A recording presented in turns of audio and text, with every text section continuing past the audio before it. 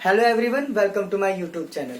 तो आज मैं आपको क्लास 6 हिस्ट्री का चैप्टर 2 कराऊंगा। जैसे कि मैंने आपको बताया था कि लेक्चर आपको यहाँ बैक टू बैक मिलते रहेंगे।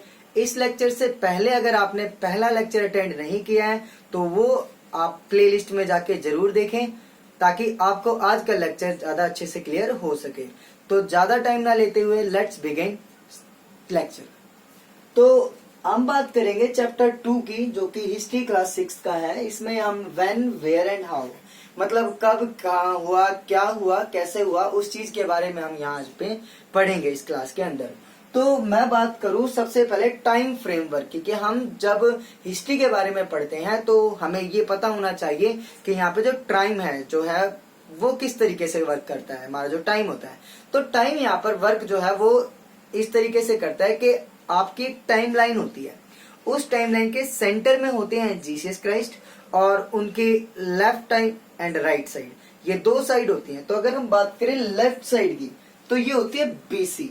बीसी मतलब बिफोर क्राइस्ट, हम इसे बीसीई यानी कि बिफोर कॉमन एरा भी कहते हैं। इसका मतलब होता है कि यहाँ पर हिस्ट्री में जितनी भी चीजें घटित हुई हैं, जितने भी इंसिडेंट हुए हैं, वो सभी इंसिडेंट जीसस क्राइस्ट के बर्थ के बाद हुए हैं। सॉरी, जीसस क्राइस्ट के बर्थ से पहले हुए हैं। लेकिन हम एडी की बात करें तो एडी में हमारे जितने भी इवेंट या इंसिडेंट हुए हैं वो जीसस क्राइस्ट के बर्थ के बाद हुए हैं। या एडी का मतलब होता है एनो डोमिनी।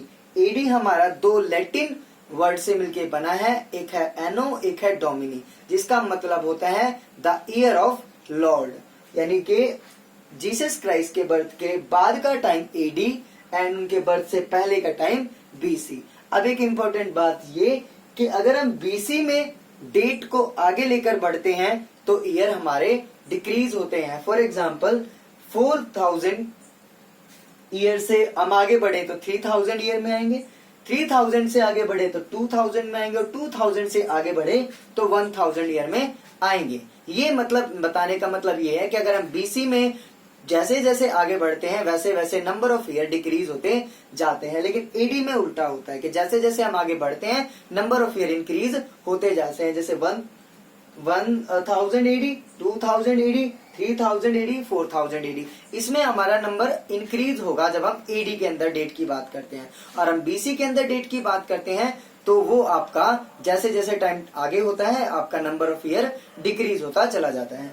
तो ये छोटी सी बात हमने पढ़ी। लेकिन हमारे देश के अंदर, हमारे इंडिया की बात करें तो इंडिया के अंदर हमेशा से ये टाइम फ्रेमवर्क नहीं रहा है। लगभग 200 ईयर्स से, जब से हमारे ब्रिटिशर्स हमारे देश में रहे हैं लगभग 200 सालों तक, तो उस टाइम पीरियड के दौरान के बाद से ही हमारे देश में ये टाइम फ्रेम जो है यूज होने लगा है। अदरवाइज हम इससे पहले विक्रम संवत के अकॉर्डिंग अपना जो है time system, day system, year system follow करते थे, विक्रम संवत के अकॉर्डिंग। लेकिन ब्रिटिशर्स के आने के बाद से ये टाइमलाइन हमारी according to Jesus Christ follow होने लगी है। तो अगर मैं बात करूं तो अगर 2020 या 2022 जो भी ईयर आपका चल रहा है वो ईयर आपका अकॉर्डिंग टू जीसस क्राइस्ट के हैं, अकॉर्डिंग टू ब्रिटिश कैलेंडर के हैं। अगर इंडियन कैलेंडर की बात करें तो ये आपका ईयर नहीं होगा, आपका ईयर कुछ और होगा।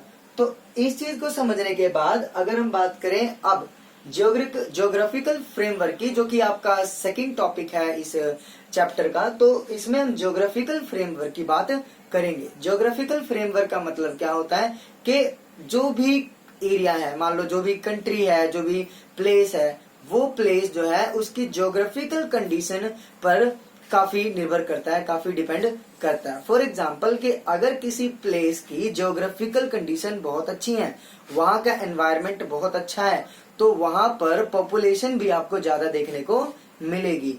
और साथ ही साथ उस जगह से प्रभावित होकर, उस जगह से थोड़े से इंस्पायर होकर दूसरे एरिया के लोग भी वहां पर ट्रैवल करने आते हैं। अब इससे क्या होता है कि दूसरे लोग जब यहाँ ट्रैवल करने आते हैं तो यहाँ का कल्चर वो सीखते हैं और उनका कल्चर हम सीखते हैं। तो ये ज्योग्राफिकल जो चीज होती है, ज्योग्राफिकल फ्रेमवर्क होता है, वो बहुत ही इंपॉर्टेंट रोल प्ले करता है किसी भी देश की हिस्ट्री को बेटर बनाने के लिए। फॉर एग्जाम्पल मैं अगर समझाने की बात करूं तो history of a place is influenced by the geography. Geographical factors जो होते हैं वो बताते हैं कि उस एरिया के डेवलपमेंट क्या होगा। ज्योग्राफिकल फैक्टर बहुत अच्छे हैं, रिवर है, लेक है, माउंटेन है, हर तरह का मौसम होता है, तो एरिया काफी डेवलप देखने को मिल सकता है। और जब एरिया डेवलप देखने को मिलेगा तो पॉपुलेशन भी देखने को मिल सकती है। अगर हम बात करें एनवायरमेंटल कंडीशन की, और ये अगर पॉजिटिव है तो वहां पर आपको पॉपुलेशन डेंस देखने को मिलेगी। डेंस पॉपुलेशन का मतलब होता है आपको उस जगह की पॉपुलेशन ज्यादा देखने को मिलेगी। और साथ ही साथ वहां का जो कल्चर होता है वो भी फॉरेन ट्रेवलर से अफेक्टेड होगा, क्योंकि वहां पर अच्छी चीजें हैं, अच्छे रिसोर्सेज हैं, तो बाहर के लोग घूमने आएंगे। फॉर एग्जाम्पल अगर आपके घर पे सब तरह की सुविधाएं हैं तो ऑब्वियस सी बात है आपके घर पे गेस्ट खुशी खुशी आएंगे। लेकिन आपके घर पर अगर किसी भी तरीके की सुविधा नहीं है, ना लाइट है, ना एसी है, ना कूलर है, ना फ्रिज है, कोई भी सुविधा नहीं है, तो ये मोस्ट प्रोबेबली कि आपके घर गेस्ट बहुत ही कम आएंगे, क्योंकि आपका घर, आपका जो एरिया है, आपका जो एनवायरनमेंट है वो अनफेवरेबल है। हम उसी के बारे में आगे पढ़ेंगे।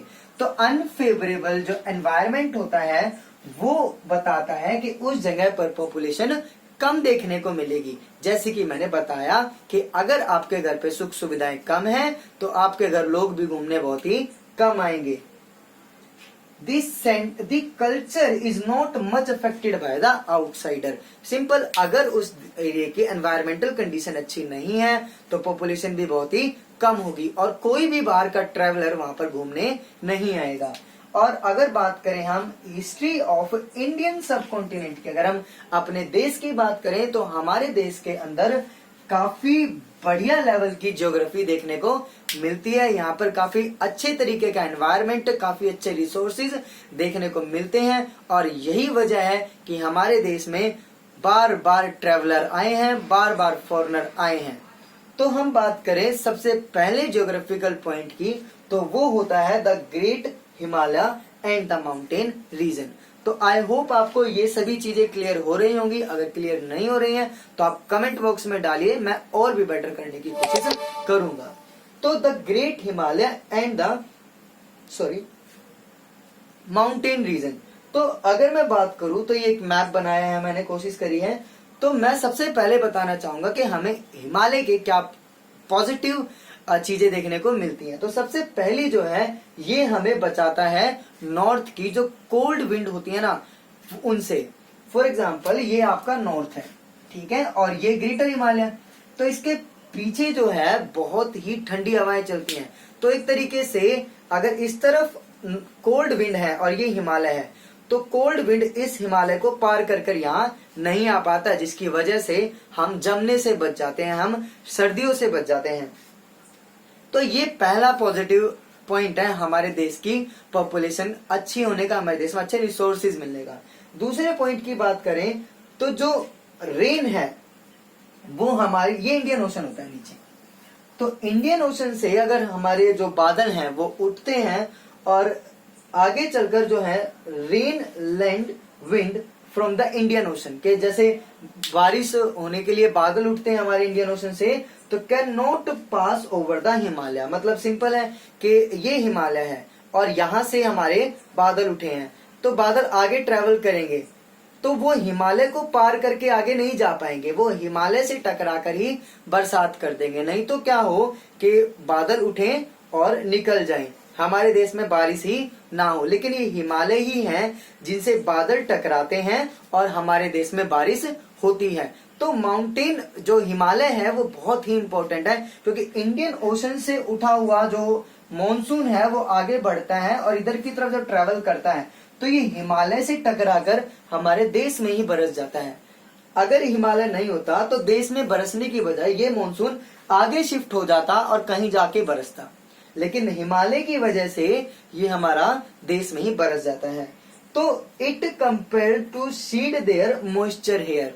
अब इससे क्या होता है, मॉइस्चर मतलब यहाँ पर जो है आपको बरसात देखने को मिलती है, साथ ही साथ जो मौसम होता है उसमें नमी देखने को मिलती है, और इसी की वजह से हमारे यहाँ पर हॉट वेट क्लाइमेट देखने को मिलता है। क्योंकि बताया मैंने कि हिमालय से कोल्ड विंड नहीं आ पाती हैं, तो जिसकी वजह से ये वाला जो हिस्सा है, साउथ वाला हिस्सा, सेंटर वाला हिस्सा, इन जगहों पर हमें हॉट क्लाइमेट देखने को मिलता है, हॉट वेट क्लाइमेट देखने को मिलता है, गर्मी देखने को मिलती है, जिसकी वजह से हमारे देश में काफी अच्छी फसलें उगाई जाती हैं। तो अल्टीमेट जो हमारा जियोग्राफिकल रीजन है, हमारी जो देश की ज्योग्राफी है, हमारे देश का जो एनवायरनमेंट है, वो हमारे देश को इस लायक बनाता है कि हमारे देश में दूर दूर से ट्रैवलर आज से ही नहीं कई हजार सालों से लगातार आते रहे हैं। तो इस चीज को समझो कि हमारे देश की ज्योग्राफिकल कंडीशन कितनी फेवरेबल है हमारे लिए, कि हमारे देश में अरब ट्रेडर्स आए, पोर्टुगीज आए, डेनिस आए, फ्रांस के लोग आए, ईस्ट इंडिया कंपनी के लोग आए, और ना जाने कितने सेंट्रल एशिया और यूरोपियन कंट्रियां हमारे देश में ट्रैवल करती रही। उसकी वजह सिर्फ और सिर्फ यही है कि हमारे देश की ज्योग्राफिकल कंडीशन बहुत ही अच्छी है, हर देश की नजर हमारे देश पर रहती थी, तो वो ट्रैवल करते रहते थे। तो ये सब जो था इस लेक्चर में था, all about this lecture. I am going to finish, lecture ज्यादा बड़ा ना हो इसीलिए इसको मैं यहीं स्टॉप कर रहा हूँ। आगे हम जो है नेक्स्ट क्लास में इस लेक्चर को कंटिन्यू करेंगे। So bye bye, take care everyone.